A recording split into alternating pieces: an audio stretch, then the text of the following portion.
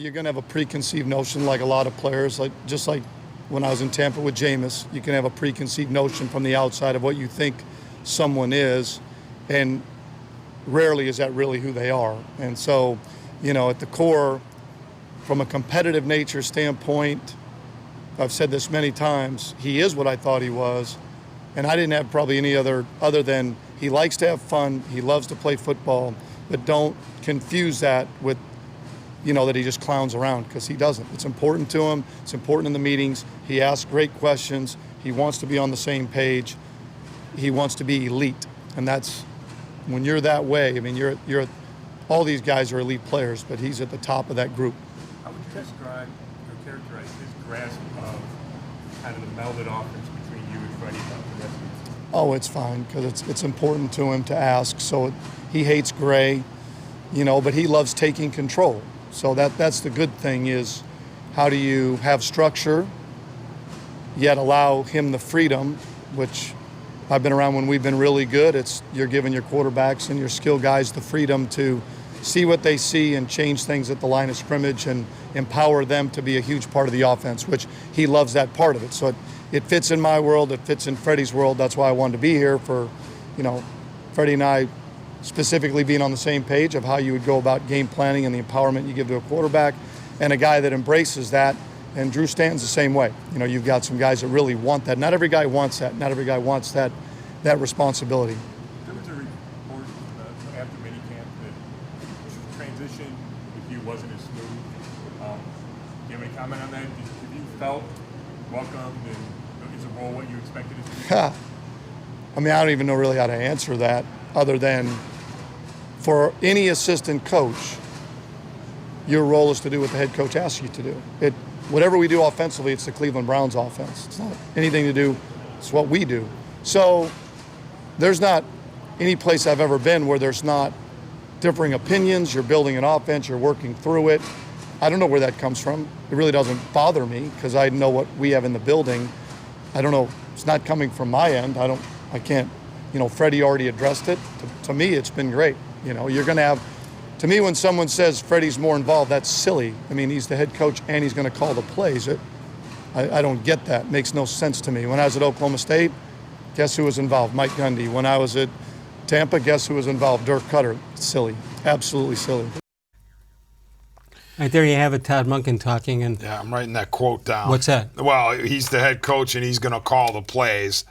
Right? That's in, of course, reference to, and he was asked about that reported friction between, or at least not friction, the meshing wasn't going quite right between Monken's offense and Kitchens' offense. Didn't you think that was automatically going to happen once they named it the way they named it? Of course. Look, and Monken was exactly right.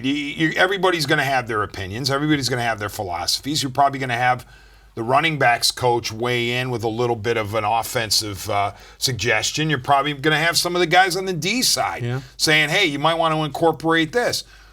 I still say, though, I know Monken says Freddie's calling the plays, and he probably will.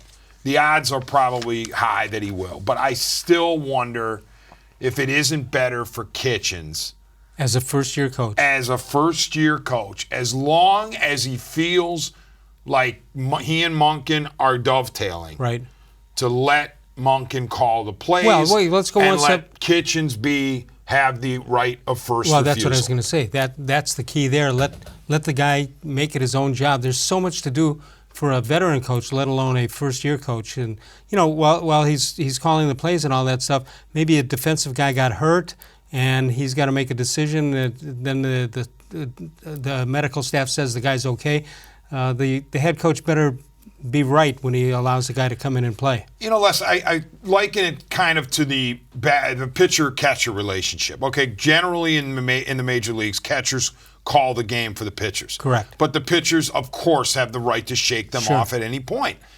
I'm wondering if it can't be a situation where they agree on a game plan, Kitchens likes what Monken's saying, and Monken likes what Kitchens' saying, and then when game day hits, Monken's calling the play through the headset of Kitchens, and Kitchens says, okay, yeah, oh, wait a minute, I prefer this.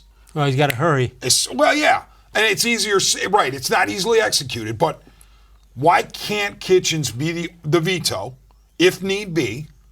You don't have to tell anybody. See how it goes the first game. If Kitchens finds out he's vetoing Monken every other play, right, then okay, Kitchens, you take over the role. But I just feel like you do, Les, that a rookie NFL coach, especially in the 21st century, has so much to think about and so much to do. How about deciding on if there's going to be an onside kick? How about a fake punt? How about any of those special teams plays? While he's calling the offense and it bogs down somewhere at the 35-yard line, you better be able to decide not necessarily what play you're going to run, but what are you going to do? You going for 3? You're going to punt, knock them down inside the 10-yard line?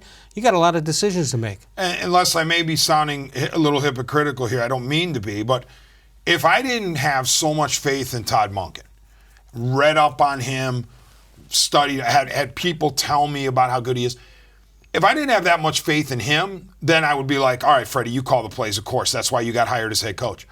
But when you have an accomplished offensive mind like Monken already at your disposal, why not take that pressure or that off your plate while you're a first-year NFL head coach? Absolutely. 216